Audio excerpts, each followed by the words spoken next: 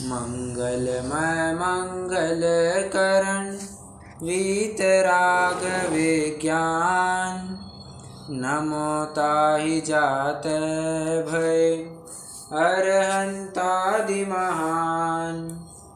करि मंगल करि हो महा ग्रंथ करण को काज। जात मिल समाज सब पावे निज पद राज। इस भवतरु का मूल एक जानहु मिथ्या भाव। ताको करि निर्मूल अब करिए मोक्ष उपाय।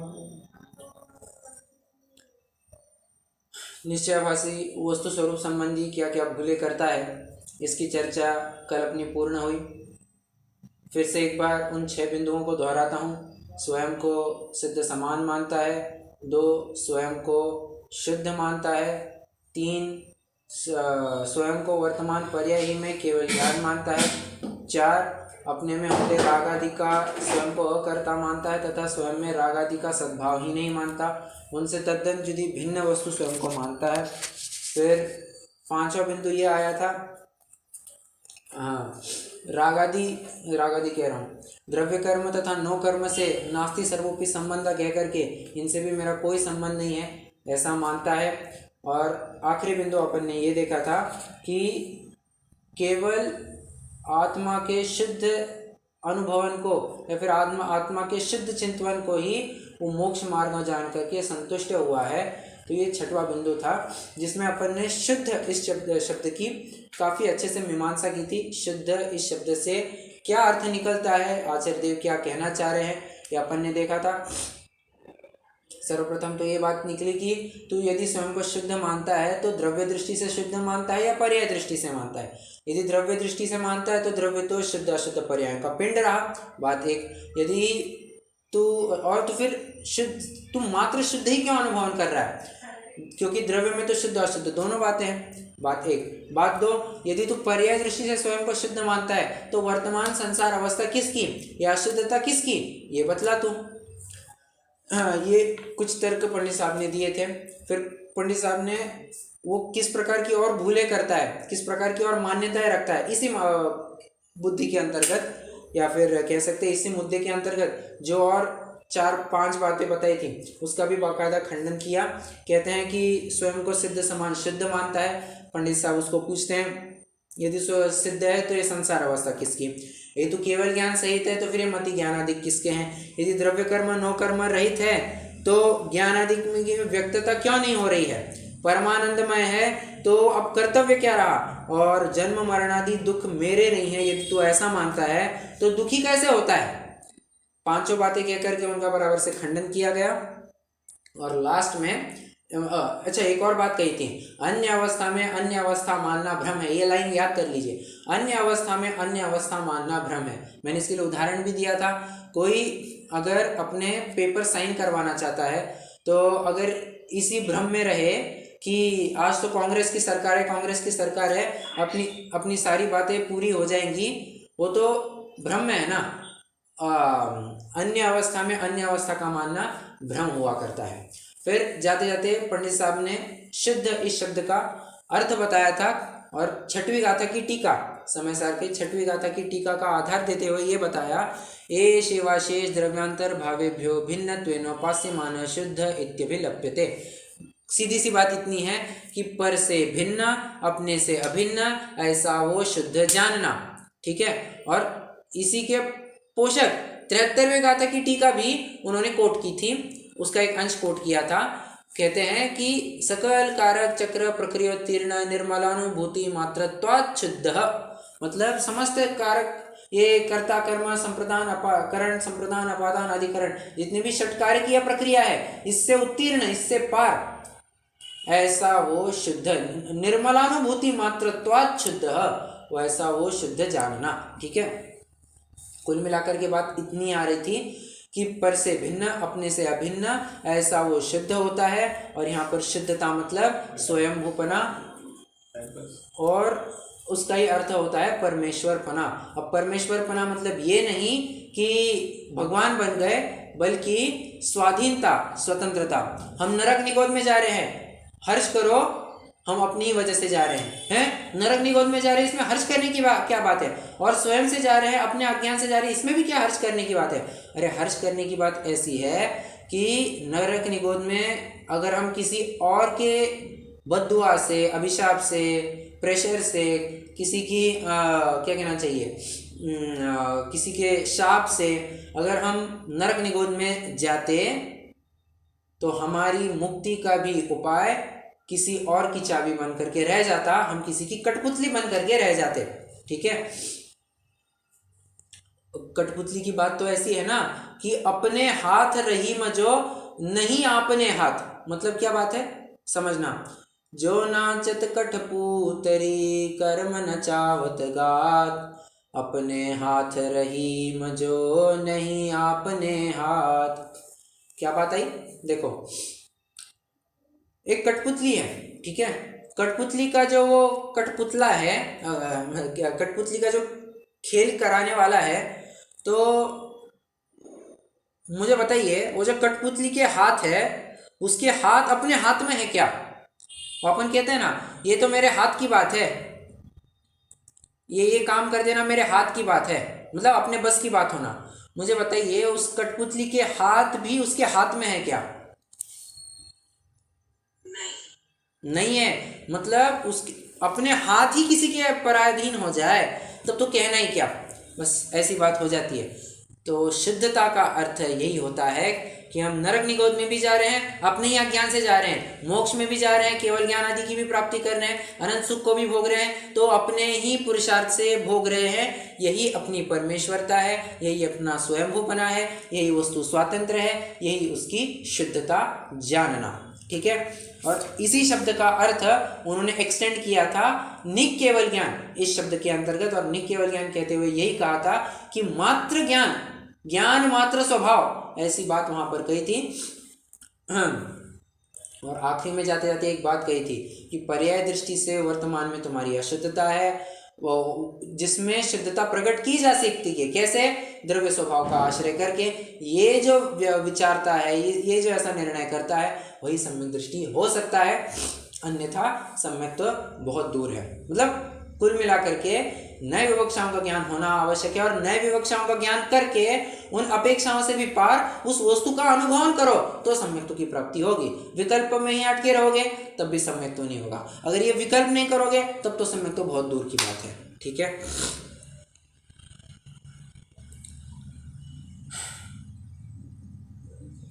चलिए, वस्तु स्वरूप अपेक्षा जो अपनी निश्चयभास से संबंधित भूलें थी, उनकी चर्चा अपनी पूरी हुई है। अभी नवीन प्रकरण चालू होगा। बैक टू क्लास 1 टॉपिक, जब मैंने पहली कक्षा में देखा था, पहली या दूसरी कक्षा में देखा था, एक चार्ट बनाया था मैंने आपको, मोक्ष मार्ग संबंधी और वस्तु स्वरूप संबंधी निश्चय व्यवहार की बातें कैसे लगती हैं। याद आ रही है क्या? एक चार्ट बनाया था मैंने, 3-4 दफे रिपीट भी किया था।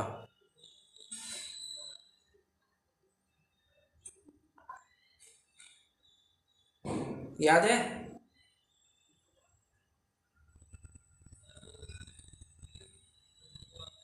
अरे खोल के तो बताइए, ये तो मैंने लिखाया हुआ है।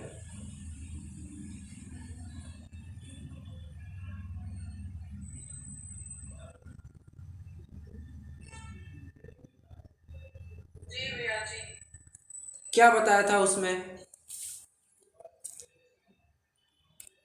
बस अपेक्षा निश्चय व्यवहार, वस्तु स्वरूप की अपेक्षा द्रव्यगत शुद्धता,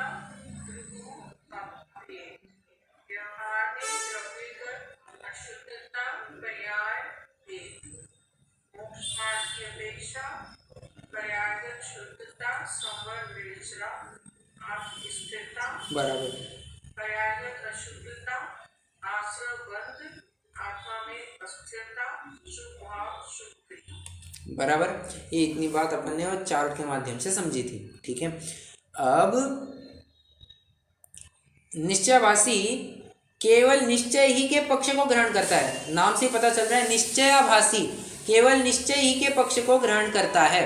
बात एक। बात दो, अगर वो निश्चय ही के पक्ष को ग्रहण करता है मतलब व्यवहार के पक्ष का पूर्णतः उत्थापन करता है, हाँ या ना। थोड़ा सा एक्टिव रहना होगा, अगर आप एक्टिव नहीं रहेंगे ना बहुत बहुत दिक्कत होगी, मतलब आपको समझ में नहीं आएगा। मुझे तो कुछ नहीं है, मुझे तो समझ में आ गया प्रकरण। अगर आप एक्टिव नहीं रहेंगे तो आपको मतलब बहुत दिक्कत होगी, आपको प्रकरण नहीं समझेगा। अगर निश्चयाभासी केवल निश्चय ही के पक्ष का ग्रहण करता है तो इसका अर्थ क्या हुआ, इसका फलित अर्थ क्या हुआ? दूसरे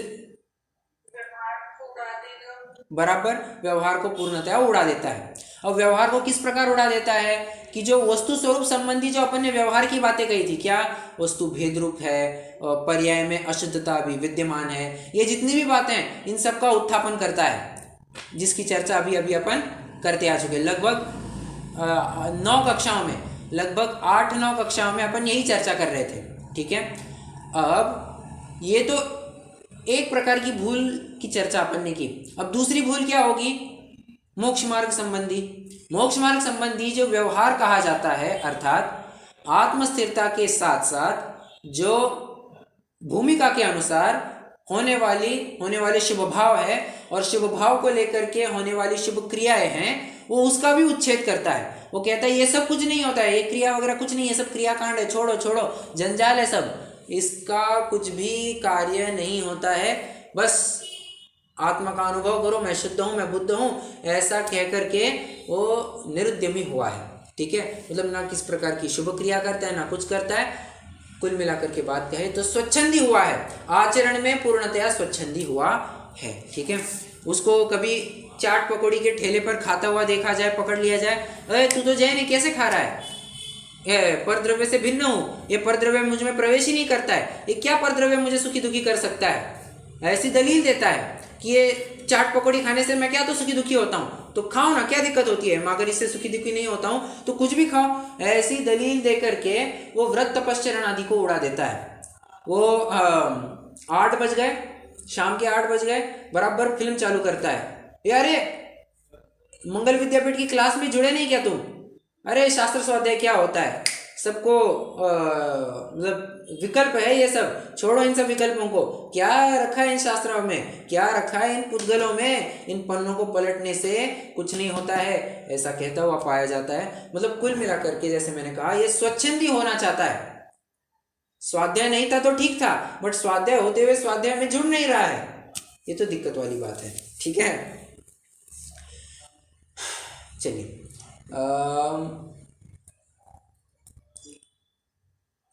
एक एक करके ये स्वच्छंदी किस प्रकार हो रहा है उसकी बात यहाँ पर आ रही है।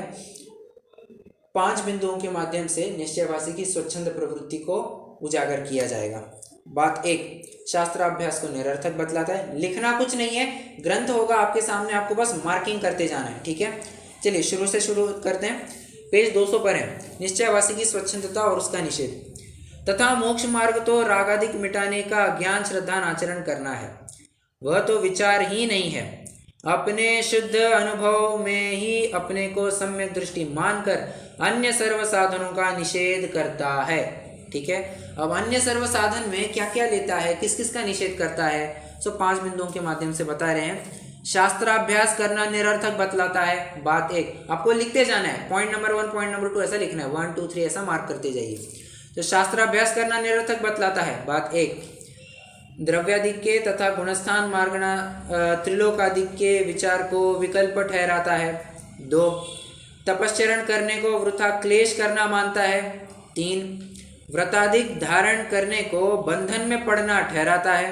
4, पूजनादि कार्यों को शुभाश्रव जानकर हेय प्ररूपित करता है। 5, इत्यादि सर्व साधनों को उठाकर प्रमादी होकर परिणमित होता है, ठीक है।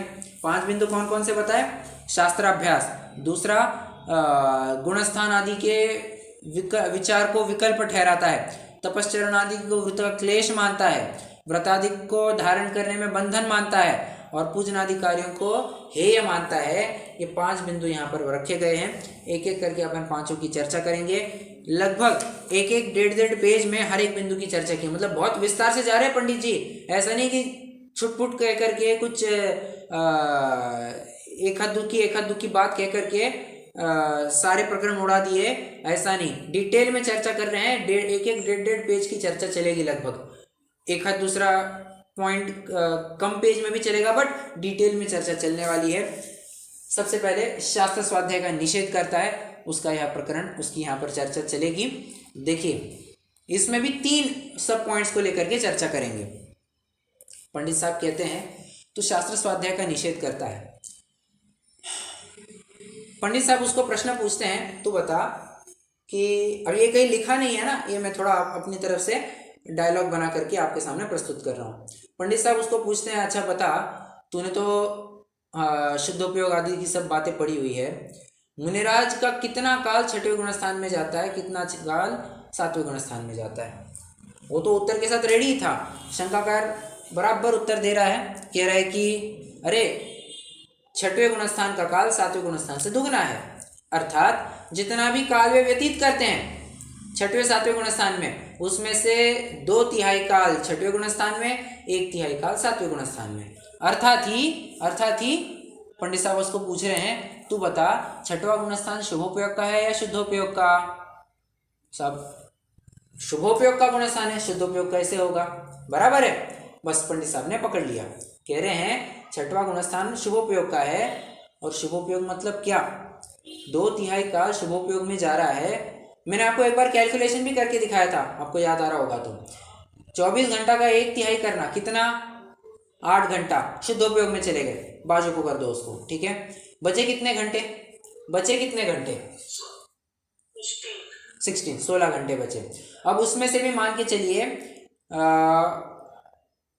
1.25 घंटा विश्राम करेंगे, 1 घंटा मान के चलिए विश्राम करेंगे, मान के चलिए 1.5 घंटा उनको भोजन के लिए लगा। 1.5 घंटा इतना क्यों लगेगा बाबा? नगर में जाना है, जंगल में रहते हैं, नगर में जाएंगे, आहार विधि के लिए जाएंगे, आहार मिलेगा, आहार करेंगे, फिर आएंगे। 1.5 घंटा अपन पकड़ करके चलते हैं, ठीक है। विहार कितना करेंगे? 5-1 किलोमीटर चल जाएंगे, ठीक है। 5-6 किलोमीटर थोड़ा आगे चलना होगा तो आगे चल जाएंगे, बहुत होगा तो 10 किलोमीटर चल सकते हैं, ठीक है। अपवाद की स्थितियों में थोड़ा ज़्यादा भी चलना पड़ सकता है, जैसे ये अकाल पड़ने वाला था, 12 वर्ष का अकाल जब पड़ने वाला था तो धड़ाधड़ सबको फटाफट ऑर्डर दिया, फटाफट दक्षिण की तरफ चलो, यहाँ पर ज़्यादा रुकना योग्य नहीं है, ज़्यादा देर रुकना योग्य नहीं है, ठीक है। तो एक्सेप्शन की बात अलग है, बट नॉर्मली 5 किलोमीटर 10 किलोमीटर चल सकते हैं, थोड़ा करके। इसमें कितना टाइम जाएगा? घंटा भर चल लेंगे, और कितना लगेगा? घंटा भर चलेंगे तो 5 किलोमीटर एवरेज मान करके घंटा हो गया, ठीक है। अब निहार आदि के लिए जाएंगे, और उनको कायद सर्ग आदि करना है, कितना टाइम लगेगा? आधा घंटा, बहुत हो गया। कितने हो गए टोटल? लगाना जरा। 1 घंटे का विश्राम, 1 घंटा भी मैं बहुत बोल गया, उससे कम भी होता होगा, बट ऑन एन एवरेज पकड़ करके चल सकते 1 घंटा। अब ये मत समझना 1 घंटा एट स्ट्रेच नींद लेते होंगे, नहीं, 1 घंटा नहीं लेते, एट स्ट्रेच नहीं लेते, थोड़ा करके वे नींद लेते रहते हैं। तो क्या कह रहा था मैं? हाँ, 1 घंटा विश्राम, 1.5 घंटा भोजन, 2.5 घंटा हो गया। आधा घंटा निहार कायद सर्ग आदि सब कार्य के लिए लगेंगे, मतलब कितना? 3 घंटा, और 1 घंटा विहार, 4 घंटा हो गया। अब बताओ कितने घंटे बचे? 12 घंटे बचे। उसमें से भी उनको अपने षट आवश्यक के लिए समय निकालना है। तो शुद्धोपयोग में सामयिक को शुद्धोपयोग में गर्भित कर रहा हूँ, क्योंकि वैसे शुद्धोपयोग तो उनको हर अंतर मुहूर्त में होता है, बट विशेषता कब होगी? सामयिक के काल में उनको विशेषता होगी। तो मैं अभी के लिए, थोड़ी देर के लिए, मैं सामयिक को शुद्धोपयोग में डाल दे रहा हूँ, ठीक है। अब बचे उनके 5 आवश्यक: समता समारे, थुति उचारे, वंदना जिन देव को, नित करे, श्रुतिरति करे, प्रतिक्रम तजेतन अहमेव को। बराबर। अब इनके लिए कितना काल लगेगा?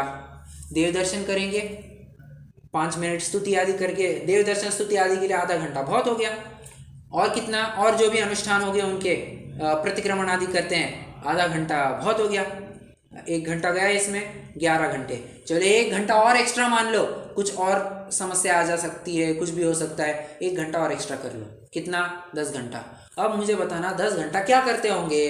क्या करते होंगे? Time pass? पागल है क्या? टाइम पास नहीं, यहाँ पर तो प्योरली और प्योरली शास्त्र स्वाध्याय होता है। कैसे? अरे आचार्य समंत भद्र लिख करके गए हैं। 9वां श्लोक ही होना चाहिए। रत्नाकर श्रावकाचार्य का 9वां श्लोक देखना। विषयाशावशातीतो निरारंभो परिग्रह। आगे पूरा करना, इस श्लोक को पूरा करना।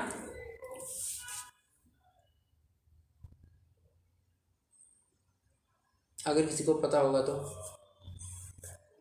विषयाशावशातीतो निरारंभो परिग्रह। आगे लिखते हैं ज्ञान ध्यान तपोरक्तस् तपस्वी स प्रशस्यते। क्या बात है? ज्ञान ध्यान तपोरक्त, ज्ञान ध्यान और तप में ही जो लीन रहते हैं ऐसे वे मुनिराज होते हैं। मतलब मुख्य कार्य क्या कहा? ज्ञान और ध्यान, ये 2 मुख्य कार्य कहे हैं। मैंने आपको लगे यार ये इतना टाइम पास क्यों चल रहा है? ये देखो फ्लो में आने के लिए थोड़ा समय भूमिका बना रहा था, ठीक है।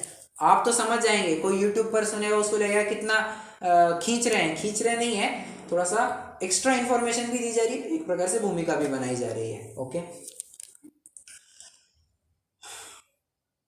क्या कहा? ज्ञान ध्यान तपोरक्त, ज्ञान ध्यान में ही तल्लीन रहते हैं। अरे मुनिराज की तो बहुत आगे की बात है, बहुत आगे की बात है। पुरुषोत्तोपवास प्रतिमा वाले की भी यही अवस्था होती है। पुरुषोत्तोपवास जब भी वह जीव करता है, क्या क्या करता है? आचार्य समंत भद्रदेव 108 नंबर के श्लोक में लिखते हैं धर्मामृतम सतृष्ण श्रवणाभ्याम पिबतु पायये द्वान्यान ज्ञान ध्यान परो वा भवतु पवसन्न तंद्रालु। यहाँ पर भी क्या बात है?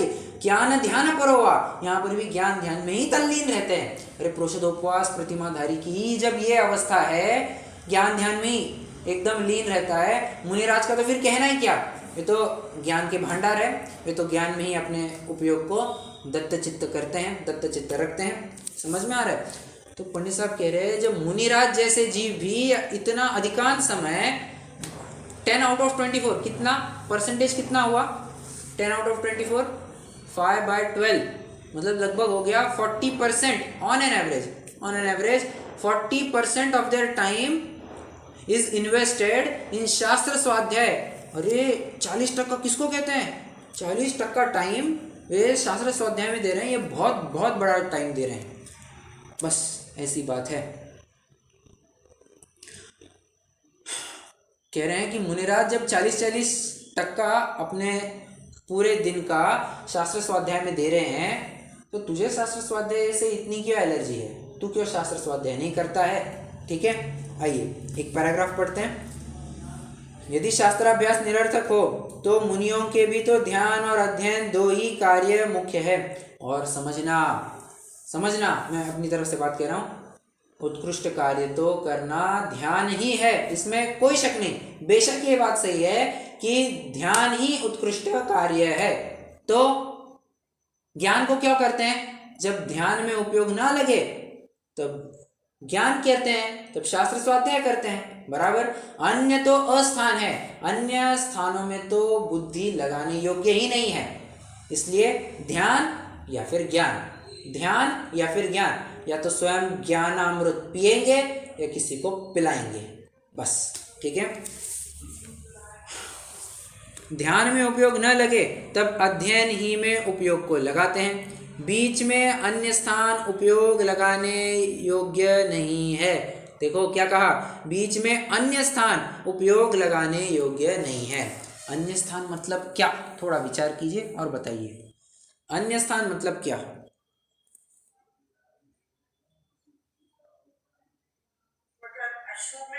परफेक्ट, बहुत बढ़िया। मतलब अशुभ में नहीं जाते। शुद्ध भाव करो, शुद्ध भाव नहीं हो रहा है तो शुद्ध भाव में जाने के लिए क्या करो? शुभ भाव में प्रवृत्ति करो। अशुभ भाव में तो जाना किसी भी प्रकार योग्य नहीं है। या तो 6वां गुणस्थान या तो 7वां गुणस्थान, एक कुछ पकड़ लो। कोई तीसरी पटरी पकड़ोगे तो रेलवे ऑफ ट्रैक चली जाएगी और इसमें बहुत बड़ा नुकसान होने वाला है। ठीक है, तथा शास्त्राभ्यास द्वारा तत्वों को विशेष जानने से सम्यक दर्शन ज्ञान निर्मल होता है। तथा वहाँ जब तक उपयोग रहे तब तक कषाय मंद रहे और आगामी वितराग भावों की वृद्धि हो, ऐसे कार्य को निरर्थक कैसे माने। आचार्य अमृतचंद्र भी लिखते हैं ना, पर परिणति हेतोर्मोहनाम्नोनुभावा दविरतम अनुभाव्य व्याप्ति कलमाशिताया। मेरी परिणति कलुषित हो गई है तो क्या करना, मम परम विशुद्धि शुद्ध चिन्मात्र मूर्तेर भवतु समय सार व्याख्यवानुभूते। ये मैं मेरी परिणति बहुत कलुषित हो गई है तो क्या कर रहा हूँ, मैं ये समय व्याख्या लिख रहा हूँ, समय सार की टीका लिख रहा हूँ, इससे मैं अपनी परम विशुद्धि को पुनः प्राप्त कर जाऊंगा। ऐसी भावना भाते हुए वे शास्त्र स्वाध्याय कर रहे हैं, मैं शास्त्र लिखने का काम कर रहे हैं। ठीक है, अरे हाँ,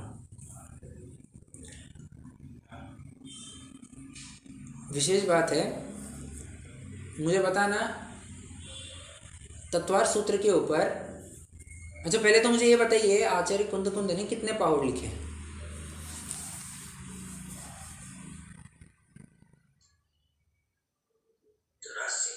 बराबर 84 पाउंड लिखे, परफेक्ट।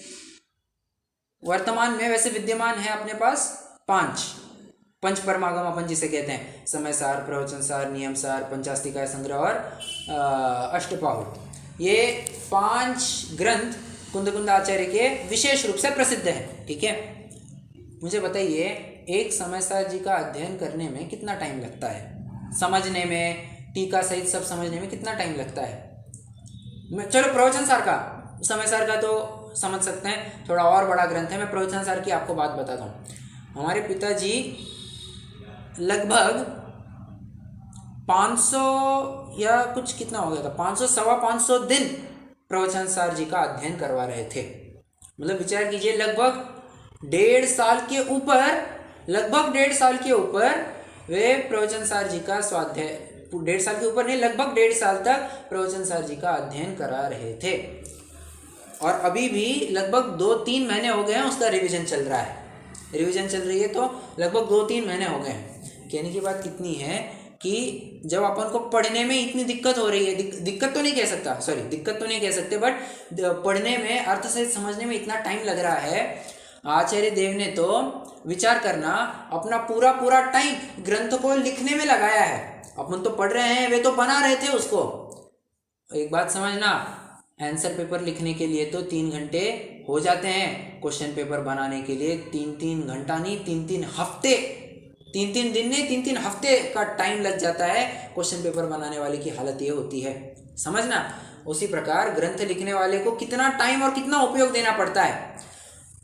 इतने 84 पाहुड़ लिखने वाले कोई मूर्ख नहीं है, मतलब कुछ तो विचार करके कुछ तो जाना होगा ना उन्होंने कि शास्त्र स्वाध्याय करना उचित है, स्वाध्याय करना कराना ही उत्तम औषधि है। ये नहीं करेंगे तो क्या करेंगे साहब, बराबर है। ये जान करके ही आचार्य देव ने इतने 84 पाहुड़ लिखे हैं, बराबर। अब वे तो अपन कह सकते हैं ना कि बाबा उनको यथार्थ ज्ञान हुआ है। अब यथार्थ ज्ञान वाला इतना काम कर रहा है तो मिथ्या दृष्टि जीव को करने को क्या हो गया, बराबर। पंडित साहब यही बात कहना चाह रहे हैं। 92,000 श्लोक प्रमाण टीकाएं लिखी हैं अपने आचार्य ने, 92,000 श्लोक प्रमाण। कैन यू इमेजिन, 92,000 श्लोक प्रमाण किसे कहते हैं। अरे यहाँ पर एक श्लोक याद नहीं होता, वहां पर उन्होंने 92,000 श्लोक प्रमाण इतनी बड़ी टीका लिखी है। कौन सी टीका और किसके ऊपर टीका और कौन रचयिता। हाँ, मैंने हिंट तो दे दी, 92,000। तो टीका का नाम क्या है, टीकाकार कौन है और वो कौन से ग्रंथ की टीका है, 3 बातें बतानी है आपको। 92,000 श्लोक प्रमाण।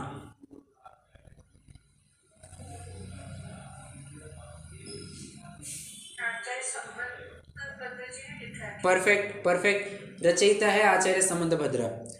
अब टीका किसकी है, वो मतलब उन्होंने टीका लिखी है, बोलिए।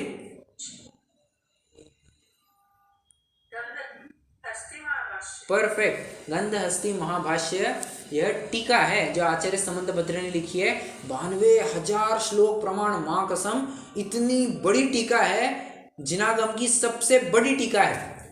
और एक बात बताऊं, एक समय तो ऐसा था कि सर्वत्र पूरे विश्व में इतनी बड़ी टीका या इतना बड़ा ग्रंथ रिकॉर्ड के नाम पर, जैनियों के नाम पर ये रिकॉर्ड दर्ज था।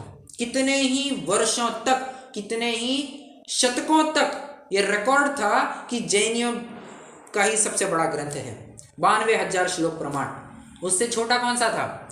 भारत नाम का उनका ग्रंथ था, 90,000 श्लोक प्रमाण। फिर किसी सेकंड पर्सन ने उसमें 10,000 श्लोक प्रमाण का कंटेंट ऐड किया, तो फिर वो बन गया 1,00,000 श्लोक प्रमाण, और उसी को नाम दिया जाता है महाभारत। समझ में आ रहा है? तो महाभारत पहले केवल भारत था, उसमें 10,000 श्लोक प्रमाण का कंटेंट ऐड किया, फिर वो बन गया 1,00,000 श्लोक प्रमाण और दुनिया का सबसे बड़ा ग्रंथ बन गया। उसके पहले तो आचार्य समंतभद्र का ही रिकॉर्ड के नाम पर था। अब इतनी बड़ी टीका लिखने वाले क्यों? आचार्य को फुर्सत नहीं है क्या? हाँ, मतलब आचार्य को कुछ और काम धंधे नहीं है क्या? अरे यही तो उनका मेन काम धंधा है। ठीक है, शुद्धोपयोग हो गया ना। अब शुद्धोपयोग में ज़्यादा मन नहीं लग रहा तो क्या करे?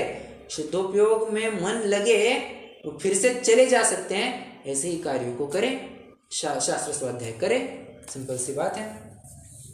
अच्छा, ये तो बताया नहीं किसकी टीका है, ये कौन से ग्रंथ के ऊपर लिखी टीका है?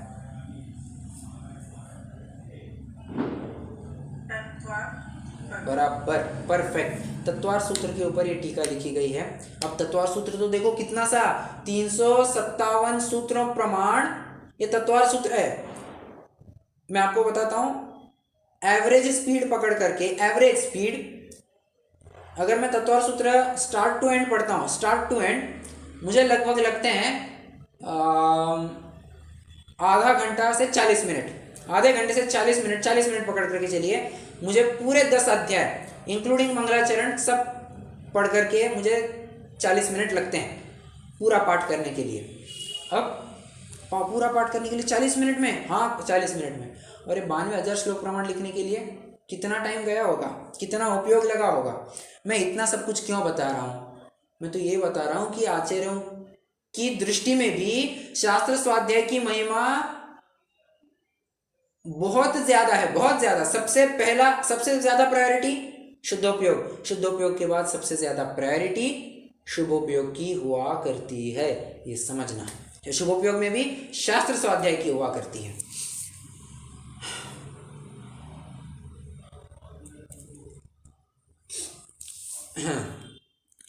अगला प्रश्न वो उपस्थित कर रहा है, वो कह रहा है ठीक है, ठीक है, बात बराबर है कि मुनिराज भी शास्त्र स्वाध्याय करते हैं, बट परंतु, किंतु परंतु, अब वो किंतु परंतु उसका चालू हो गया।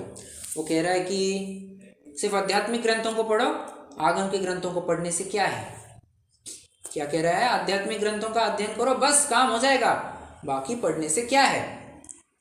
वो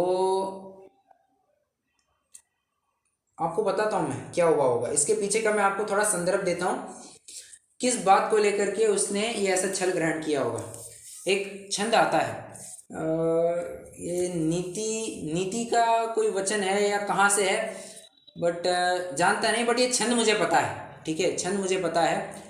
अनंत शास्त्रा बहुलाश्च विद्या अल्पश्च कालो बहुवेघ्नता च यत्सारभूतं तदुपासनीयं हंसो यथा क्षीरमिवाम्बुमध्यात्। क्या बात आई? फिर से, अनंत शास्त्रा, बात को अर्थ बताते जाइए। अनंत शास्त्रा, बहुत सारे शास्त्र हैं, बराबर, विपुलाश्च विद्या,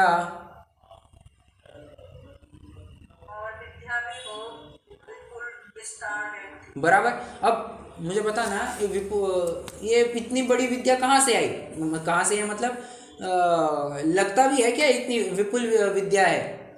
अरे सीधी सी एक बात बताता हूँ, कितनी कितनी बातों की अलग अलग क्या कहना चाहिए, कोर्सेज चलते हैं। ये देखना, केवल बीकॉम में ही, मैं आपको बताऊं, केवल बीकॉम में ही 15 से 20 प्रकार आते हैं, केवल बीकॉम में। कोई कुछ करता है, कोई और कुछ करता है, इतनी सारी बातें हैं। बात एक। बात दो, बीकॉम की तो मैंने सिर्फ बात कही। अब बीएससी और क्या क्या क्या होता है ना जाने, बीए, बीबीए, एमबीए, इसकी अलग बात है, सीए की अलग बात, कंपनी सेक्रेटरी की अलग बात, कॉस्ट मैनेजमेंट मतलब आईसीडब्ल्यू की अलग बात, फिर और क्या, ये तो मैंने कॉमर्स की लाइनें बोल दी। तो वकील की लाइन अलग, और उसमें जज की लाइन अलग, पॉलिटिक्स की लाइन अलग, और आर्ट्स की लाइन अलग, फिलोसफी की लाइन अलग। अरे कितनी बातें हैं, कितनी बातें। फिलोसफी में भी Jain philosophy, Buddha philosophy, 6 systems of philosophy, ये कितना कितना विस्तार का विषय है। साइंस के विषय में जाओ तो फिजिक्स अलग है, केमिस्ट्री अलग है, बायोलॉजी अलग है, और सिविल इंजीनियरिंग अलग, और मैकेनिकल अलग, ना जाने क्या क्या नहीं होता उसमें, क्या क्या नहीं होता। हाँ, ज्योग्राफी का अलग चलता है, मेटलर्जी का अलग चलता है, एंथ्रोपोलॉजी, अरे मतलब यू नेम इट। और उसके अलग एक नीश एरिया चलता है, उसका अलग से अपना एक स्ट्रीम चलता है, उसमें अलग अलग कोर्सेज कराते लोग। आईटी में पकड़ो तो कंप्यूटर का कुछ कुछ होता है, न जाने कितनी सारी बातें होती, कितनी सारी बातें होती है। तो विद्या भी इतनी विपुल है। और फिलोसफी में भी देखना, ये कितनी सारी ज्ञान, कितनी सारी बातें हैं। ये मोक्ष मार्ग प्रकाशक ग्रंथ हो गया, कभी तो चरणानियों के ग्रंथ होते हैं, कभी अध्यात्म के, कभी न्याय के, कभी व्याकरण के, कभी प्रथमानियों के, कभी करणानियों के।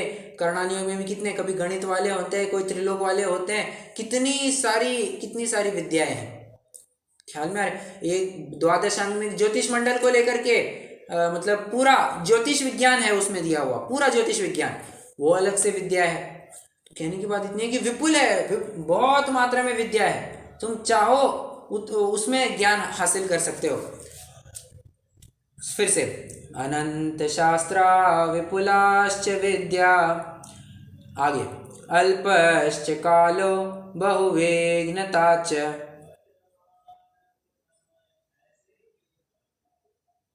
काल अंत में है और बाधाएं बहुत है। Perfect perfect.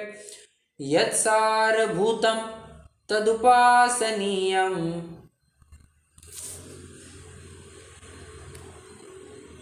इसलिए जो सारभूत है उसी की उपासना करनी चाहिए। Perfect perfect. हंसो यथा क्षीरमिवाम्बुमध्यात्।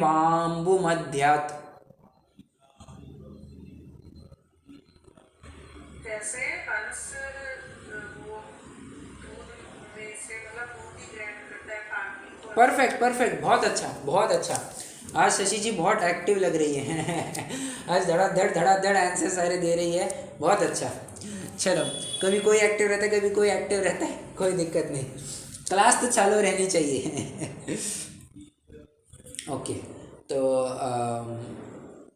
क्या कह रहा था, हाँ, तो इस छंद को पढ़ करके वो विचारने लग गया, हो बात तो सही है, काल तो बहुत ही सीमित है। क्या, लाइफ इज टू शॉर्ट,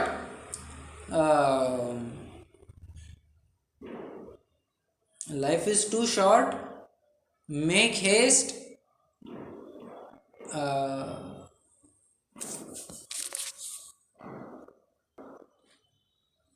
हाँ जी, क्या कह रहा था मैं तो ये कह रहा था, life is too short, be swift to love, make haste to be kind. ये तो मदर टेरेसा का कोई स्लोगन था, बट कहने की बात इतनी है कि जीवन छोटा है, जंजाल बड़ा है। श्रीमद राजचंद्र जी के शब्दों में बात करें तो जीवन छोटा है, जंजाल बड़ा है। अरे तुम क्या क्या करोगे इतने से जीवन में, तुम क्या क्या पढ़ोगे। किसी एक वैज्ञानिक ने या फिर किसी एक साहित्यिक ने बहुत सुंदर बात कही है, when I enter into a library I find my life too short to complete it. क्या कहा, when I enter into a library I find my life too short to complete it, मतलब इतना सारा भंडार है। वो चिंता में आ गया, यार ये क्या करना है, इतना सब अथांग समुद्र है, को इतना सारा शास्त्र समुद्र है, क्या क्या पढ़ना क्या क्या नहीं पढ़ना। और ही केम अपॉन दिस श्लोक, दैट्स इट, यूरेका, यत् सारभूतम तदुपासनीयम। सिर्फ जितना सारभूत हो उतना ही पढ़ना, जितना सारभूत हो उतना पढ़ना, जितना सारभूत हो उतना पढ़ना। और सारभूत के रूप में आध्यात्मिक ग्रंथों को सारभूत बताया जाता है। पंडित साहब की बात ऐसी है, मतलब थोड़ा मैं अपनी तरफ से बात कह रहा हूँ। अरे बाबा, सारभूत है माना, परंतु ये उपदेश मुख्यतः उन जीवों के लिए था जिनके पास या तो आयु कम है, या क्षयक्षम कम है, या तो दोनों कम है। फिर से जिनके पास आयु कम है या क्षयक्षम कम है या तो दोनों कम है, उनके लिए उपदेश था। बाबा यहाँ वहाँ की चीज़ें पढ़ने से अच्छा है एक समरी बुक पढ़ लो, तुम्हारा सारा काम हो जाएगा। ये तो हमने मजबूरीवश कह दिया था। जिसकी अभी आयु है, जिसका अभी अच्छा क्षेपक्षम है, उसने क्या करना चाहिए? उसने तो सारभूत तो उसने भी पढ़ना ही चाहिए, नो डाउट। बट मुझे बताइए, एक बार अगर कोई बच्चा एग्जाम क्लियर कर जाए, ठीक है, एग्जाम क्लियर कर जाए, अब उसके बाद एग्जाम क्लियर होने के बाद वो जब भी उन किताबों को फिर से पढ़ेगा, उसको कुछ नया मिलेगा या फिर उसको उसका नॉलेज और रिफाइन होगा और विशुद्धि बढ़ेगी? क्या लग रहा है आपको? कुछ नया कंटेंट मिलेगा या थोड़ा सा और विशुद्धि बढ़ेगी?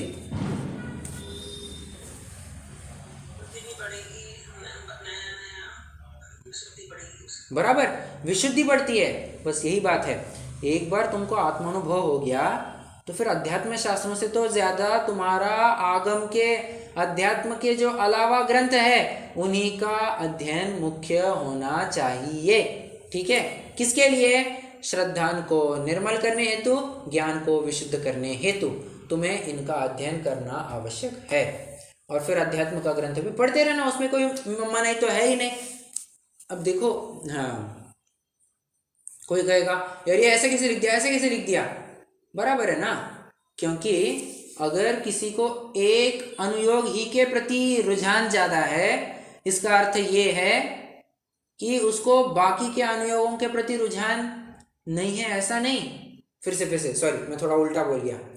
मान के चलिए कोई व्यक्ति है जिसको प्रथमानुयोग भी अच्छा लगता है, उसको चरणानुयोग भी अच्छा लगता है, अध्यात्म की चर्चा सुनने में भी अच्छा लगती है, और मतलब चरणानुयोग भी बराबर से सब कर रहा है, सब हो रहा है। और जैसे ही कर्णानुयोग की बात चालू हो जाती है ना, खर्राटे लेना चालू हो जाता है और उसको कर्णानुयोग की बात बिल्कुल पल्ले नहीं पड़ती, उसको पसंद ही नहीं है। वो कर्णानुयोग के प्रवचन देखा, ए बाबा कर्णानुयोग के प्रवचन में नहीं जाना, अध्यात्म के प्रवचन होंगे बताना, चरणानुयोग के प्रवचन होंगे बताना, कर्णानुयोग के प्रवचन हमसे तो नहीं होंगे, हमसे तो नहीं होंगे। अरे इसका मतलब ये हुआ क्या कि उसको 3 अनुयोगों के प्रति अनुराग है और एक के प्रति अनुराग नहीं है। रॉन्ग। जिस व्यक्ति को एक भी अनुयोग के प्रति अगर क्या कहना चाहिए, विशेष लगाव नहीं है, समझ लेना चाहिए उसको चारों ही अनुयोगों के प्रति विशेष लगाव नहीं है। ठीक है,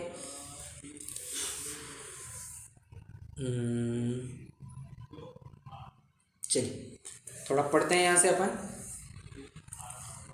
तथा वह कहता है कि जिन शास्त्रों में अध्यात्म उपदेश है उनका अभ्यास करना अन्य शास्त्रों के अभ्यास से कोई सिद्धि नहीं है। देखो क्या कह रहा है, अध्यात्म शास्त्रों को पढ़ो ना, क्या दिक्कत है? अन्य शास्त्रों से कोई भी काम नहीं बनने वाला है। उससे कहते हैं यदि तेरे सच्ची दृष्टि हुई है तो सभी जैन शास्त्र कार्यकारी है। वहाँ भी मुख्यतः अध्यात्म शास्त्रों में तो आत्मस्वरूप का मुख्य कथन है। सो सम्यक दृष्टि होने पर आत्मस्वरूप का निर्णय तो हो चुका। तब तो ज्ञान की निर्मलता के अर्थ व उपयोग को मंद कषाय रूप रखने के अर्थ अन्य शास्त्रों का अभ्यास मुख्य चाहिए। Underline this word, underline this line. ज्ञान की निर्मलता के अर्थ व उपयोग को मंद कषाय रूप रखने के अर्थ अन्य शास्त्रों का अभ्यास मुख्य चाहिए। बहुत जोरदार बात लिखी इन्होंने। तथा आत्मस्वरूप का निर्णय हुआ है उसे स्पष्ट रखने के अर्थ अध्यात्म शास्त्रों का भी अभ्यास चाहिए, परंतु अन्य शास्त्रों में अरुचि तो नहीं होना चाहिए। जिसको अन्य शास्त्रों की अरुचि है उसे अध्यात्म की भी सच्ची रुचि नहीं है। ठीक है, कोई कहेगा अध्यात्म मुझे बहुत अच्छा लगता है, कर्णानुयोग अच्छा नहीं लगता। 100% बात है, तुमको तो अध्यात्म भी अच्छा नहीं लगता, ऐसी बात है। उदाहरण यहाँ पर क्या दे रहे हैं? उदाहरण यहाँ पर ये दिया जा रहा है कि जिस प्रकार कोई व्यक्ति है, वो जो विषयासक्त पुरुष है उसकी कथा बराबर रुचिपूर्वक सुनता है, उसको बराबर जानता है, जो उसके आचरण में जो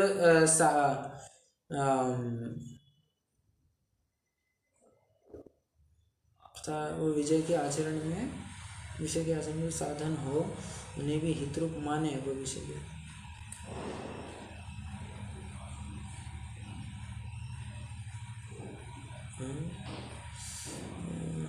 ठीक है, बात इतनी है कि हाँ, अगर एक बार नहीं, मैं कुछ अलग ही कहना चाह रहा था, पॉइंट रह गया मेरा, पॉइंट रह गया। हाँ ठीक है, जो विषयासक्त जीव है वो विषयासक्त पुरुष की कथा तो बराबर सुनेगा और उसके हितरूप आचरण भी करना चालू करेगा, क्योंकि जिसको आदर्श मानता है उसकी सब क्रिया भी करना चालू करेगा, बराबर है ना। बस वैसी बात है, जिसको तीर्थंकर आदि के प्रति अनुराग है उनके पुराणों को पढ़ेगा, फिर उनके विशेष को जानने के लिए उनके गुणस्थान आदि समझेगा, फिर आत्मा आचरण में जो व्रताधिक साधन किए उन्होंने उसको भी बराबर से वो समझेगा, उनका भी अभ्यास करेगा। ठीक है, पढ़ते हैं। जैसे जिसके विषयासक्तपना हो वह विषयासक्त पुरुषों की कथा भी रुचि पूर्वक सुने, वह विषय के विशेष को भी जाने, वह विषय के आचरण में जो साधन हो उन्हें भी हितरूप माने, वह कषाय के स्वरूप को भी पहचाने। उसी प्रकार जिसके आत्मरुचि हुई हो वह आत्मरुचि के धारक तीर्थंकर आदि के पुराणों को भी जाने तथा आत्मा के विशेष जानने के लिए गुणस्थान आदि को भी जाने, तथा आत्मा आचरण में जो व्रताधिक साधन है उनको भी हितरूप माने तथा आत्मा के स्वरूप को भी पहचाने। इसलिए चारों ही अनुयोग कार्यकारी है, एक भी अनुयोग कार्यकारी नहीं है, ऐसा नहीं। क्यों? क्योंकि चारों अनुयोगों रूप ही तो जिनवाणी होती है। जो भगवान की वाणी है वो चार अनुयोग में तो विभक्त है। तुमने एक को नहीं माना मतलब भी तुमने भगवान की वाणी को नहीं माना, स्ट्रेट फॉरवर्ड। ओके, तथा उनका अच्छा ज्ञान होने के अर्थ शब्द न्याय शास्त्र आदि को भी जानना चाहिए। इसलिए अपनी शक्ति के अनुसार सभी का थोड़ा या बहुत अभ्यास करना योग्य है। ठीक है, कह रहे हैं कि शब्द व्याकरण का भी ज्ञान करना, न्याय आदि के भी ग्रंथों को पढ़ना, अध्यात्म पढ़ना होगा तो तुमको इसकी भी आवश्यकता होगी और होगी। न्याय व्याकरण आवश्यक है। और क्या कहा था इन्होंने? न्याय, बराबर, न्याय व्याकरण का ज्ञान होना तो आवश्यक है ही है। शब्द मतलब ही व्याकरण, शब्द मतलब ही व्याकरण।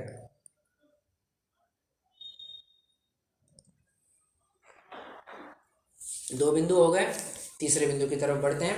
तीसरा बिंदु वो कहता है, वो आखिरी हथियार यूज कर रहा है।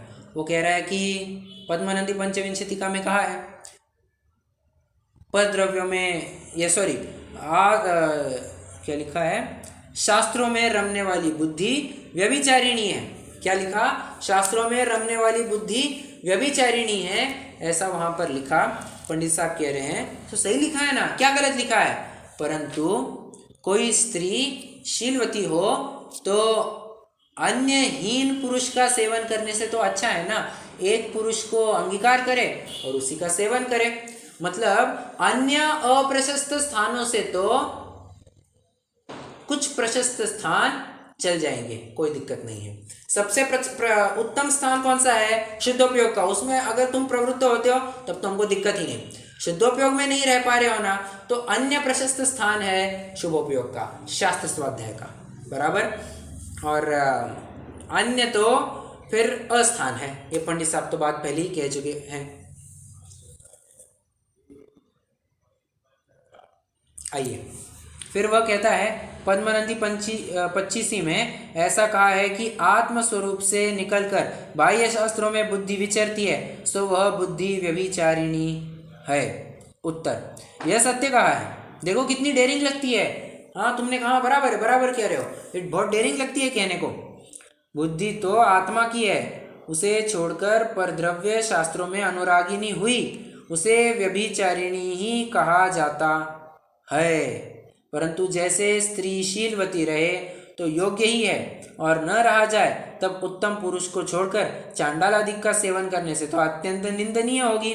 उसी प्रकार बुद्धि आत्मस्वरूप में प्रवर्ते तो योग्य ही है, और न रहा जाए तो प्रशस्त शास्त्रादि परद्रव्यों को छोड़कर अप्रशस्त विषय आदि में लगे तो महानिंदनीय ही होगी।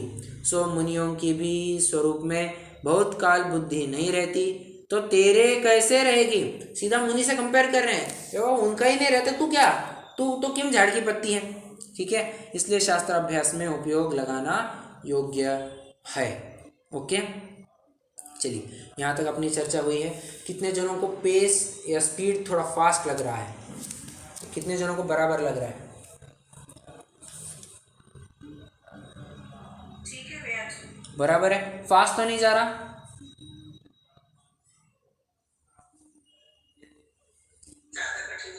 नहीं कठिन था। ओके चलो गुड। आज अपन ने जो निश्चयवासी की स्वच्छंद प्रवृत्ति की पहली भूल थी, मतलब स्वच्छंद प्रवृत्ति करने पर वो किस प्रकार की भूलें करता है, उसमें से पहले बिंदु की आज चर्चा हुई। आने वाली कक्षा में अपन शेष बिंदुओं की चर्चा करेंगे। रुकते हैं, जिनवाणी स्तुति करेंगे।